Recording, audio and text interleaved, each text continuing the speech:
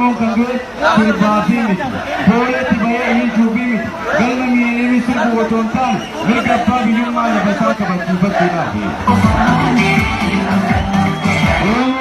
Seenaadhaanis seeraanis Finfinneen kan isaati. Finfinneen kan isaati. Akka seenaatti weerarri dura Finfinnee bulchaa kan jiran ijoollee abbaa gadaati. Caffee Tuulamaa bulchaa kan ture Tufaa Munaati. Bulchiinsaaf mana Gullallee bulchaa kan ture Qajeelaa Dooyyooti. Teessoo Guddataa bulchaa kan ture Guddataa Araddooti. Beekaa bulchaa kan ture Abirabee Tufaa. Daalachii bulchaa kan ture Jamoo Dabalee. Boolee Dulgulaa bulchaa kan ture Sooraa Lolee. Boolee bulchaa kan ture Shubboo Ejersaa. Kooflee Qaraanee bulchaa kan ture Atalee Jaataniiti.